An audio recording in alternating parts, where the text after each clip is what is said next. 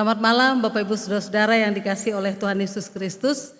Bertemu lagi kita di dalam Night Call GPIB dengan saya Pendeta Agustina Laheba, Ketua Majelis Jemaat GPIB Immanuel Palembang. Sebelum kita mulai membaca dan merenungkan firman Tuhan, mari kita bersatu dalam doa. Terima kasih ya Tuhan Allah, di dalam Tuhan Yesus Kristus dan Roh Kudus. Dari pagi hingga malam hari ini kami boleh Engkau izinkan untuk beraktivitas dengan segala macam yang kami kerjakan, dan kami ingin memasuki peristirahatan malam dengan terlebih dahulu merenungkan firman Tuhan. Bimbinglah kami dengan Roh Kudus-Mu agar kami dapat menerima firman-Mu di hati kami dan menggerakkan hidup beriman kami. Terpujilah Tuhan Yesus Kristus. Amin. Pembacaan firman Tuhan pada malam hari ini terambil dari 1 Tawarik 28 ayat 4 sampai 10. Namun Tuhan Allah Israel telah memilih aku dari antara segenap puakku untuk menjadi raja atas Israel selama-lamanya. Sebab ia telah memilih Yehuda menjadi pemimpin dan puakku dari antara kaum Yehuda, dan dari antara anak-anak ayahku ia berkenan kepadaku untuk mengangkat aku sebagai raja atas seluruh Israel. Dan dari antara anak-anakku sekalian, sebab banyak anak telah dikaruniakan Tuhan kepadaku, ia telah memilih anakku Salomo untuk duduk di atas tahta pemerintah Tuhan Allah Israel. Ia telah berfirman kepadaku, Salomo anakmu dialah yang akan mendirikan rumahku dan pelataranku, sebab aku telah memilih dia menjadi anakku dan aku akan menjadi bapanya. Dan aku akan mengokohkan kerajaannya sampai selama-lamanya, jika ia bertekun melakukan perintah dan peraturan-peraturanku seperti sekarang ini. Maka sekarang di depan mata seluruh Israel, jemaah Tuhan, dan didengar Allah kita, aku berkata kepadamu, peliharalah dan tuntutlah segala perintah Tuhan Allahmu, supaya kamu tetap menduduki negeri yang baik ini dan mewariskannya sampai selama-lamanya kepada anak-anakmu yang kemudian. Dan engkau anakku Salomo, kenalah ayahnya ayahmu dan beribadahlah kepadanya dengan tulus ikhlas dan dengan rela hati. Sebab Tuhan menyelidiki segala hati dan mengerti segala niat dan cita-cita. Jika engkau mencari dia, maka ia berkenan ditemui olehmu. Tetapi jika engkau meninggalkan dia, maka ia akan membuang engkau untuk selamanya. Camkanlah sekarang, sebab Tuhan telah memilih engkau untuk mendirikan sebuah rumah menjadi tempat kudus. Kuatkanlah hatimu dan lakukanlah itu. Demikianlah pembacaan firman Tuhan. Terpujilah Kristus. Haleluya.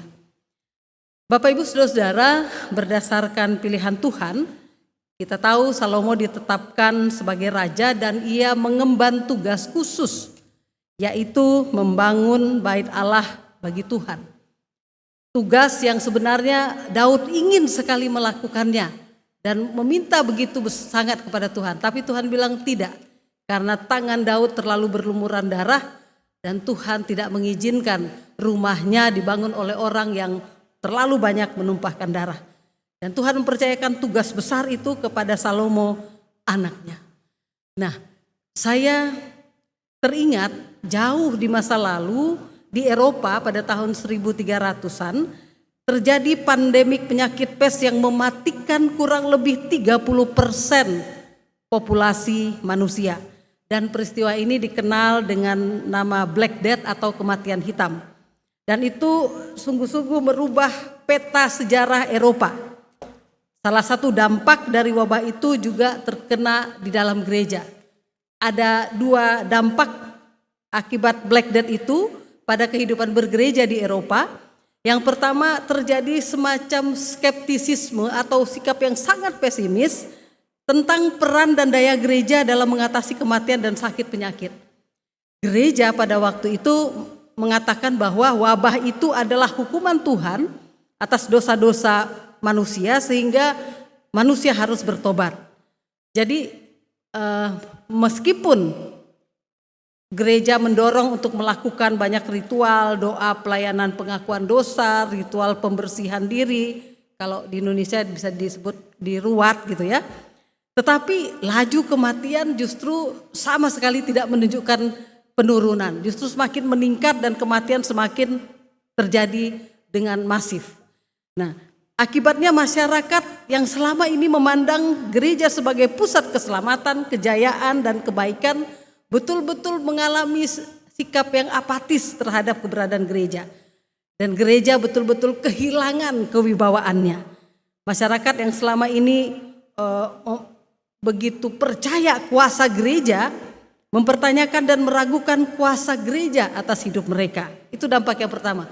Jadi orang betul-betul makin tidak percaya kuasa doa, gereja atau apapun itulah. Itu dampak pertama. Dampak besar yang kedua adalah karena banyak terjadi kematian, otomatis para pastor-pastor, dulu kan belum ada konteks pelayan itu dalam sudut pandang Protestan kan abad ke-13. Jadi para pastor-pastor, pelayan iman umat itu banyak yang mati, kemudian gereja memutuskan untuk melakukan perekrutan besar-besaran untuk mengisi kekosongan kaum klerigal ini atau para pastor-pastor di gereja-gereja. Proses biasanya perekrutan seorang pendeta atau pastor itu lama dan panjang, itu dipadatkan karena kosong gereja gitu ya, tidak ada pemimpin gereja. Dan saking dipadatkan, bahkan kasarnya persyaratan dan kualifikasi itu diturunkan, bahkan asal orang mau aja jadi pastor langsung direkrut. Nah, kelihatannya langkah yang jitu untuk mengisi kekosongan pemimpin-pemimpin gereja. Dampak yang pertama adalah ada rasa skeptisisme terhadap gereja. Rasa apatis terhadap daya dan cara gereja mengatasi kematian dan sakit penyakit. Gereja mengatakan pada waktu itu bahwa wabah itu adalah hukuman Tuhan, dosa manusia, sehingga harus dilakukan pertobatan. Jadi dilakukanlah ruatan atau pola-pola pertobatan di semua lini, di semua gereja. Tetapi yang terjadi bukannya menurun, bahkan semakin meningkat itu penyakit Black Death itu.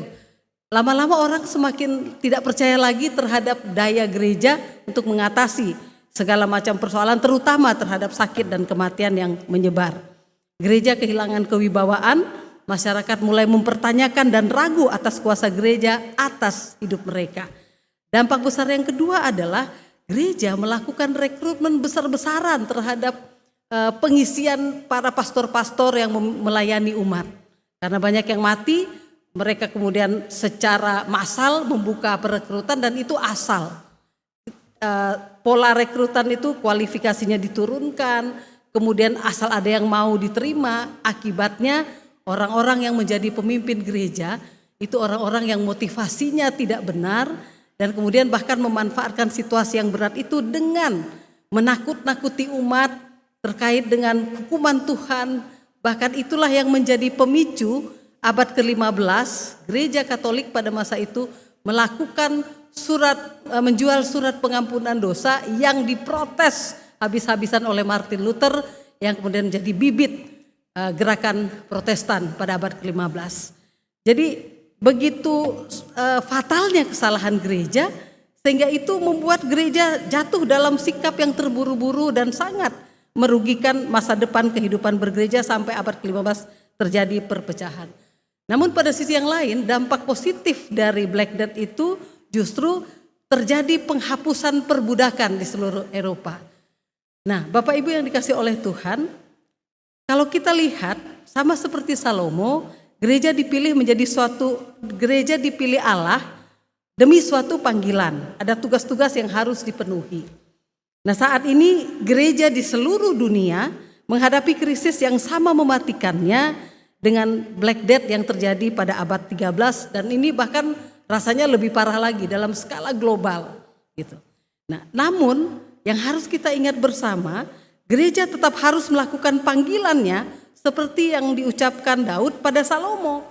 Ayat 10 dikatakan, "Camkanlah sekarang sebab Tuhan telah memilih engkau mendirikan sebuah rumah Allah menjadi tempat kudus. Kuatkanlah hatimu dan lakukanlah itu."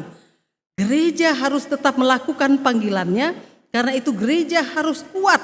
Gereja harus tetap merelasikan panggilannya agar tidak mengulangi kelemahan dan kesalahan gereja pada abad 13 tersebut.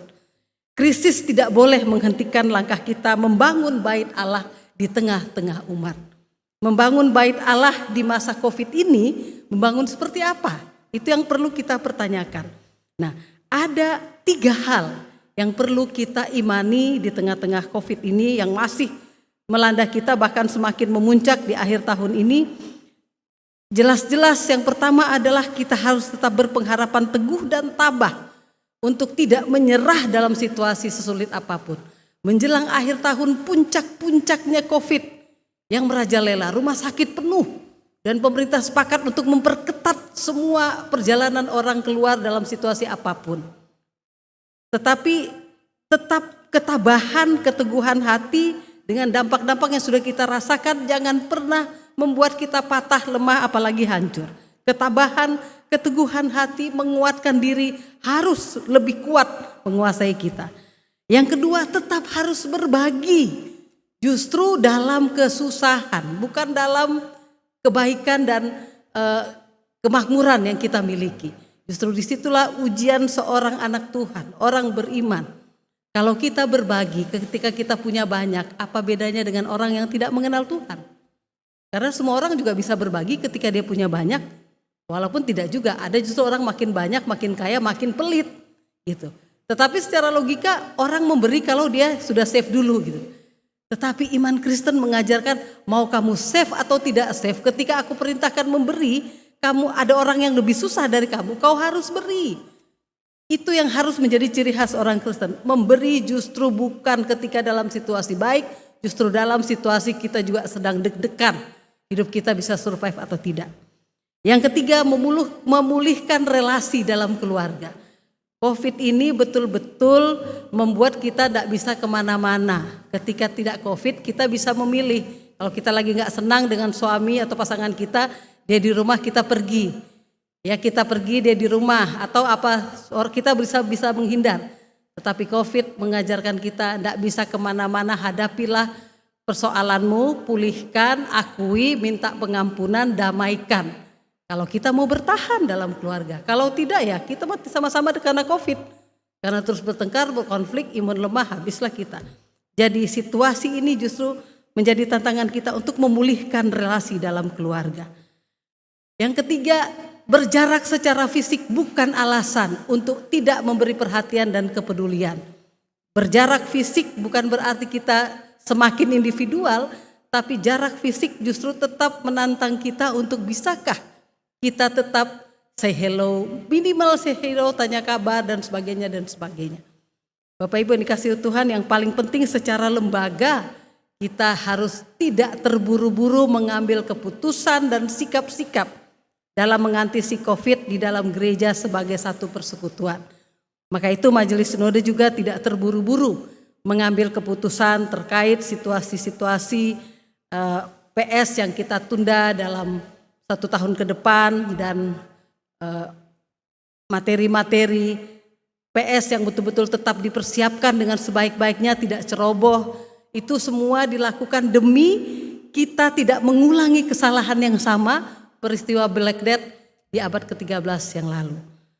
Bapak Ibu yang dikasih oleh Tuhan, gereja sebagai lembaga tidak boleh ceroboh, tapi tetap untuk setia dan menyerahkan diri kepada Tuhan dalam situasi apapun.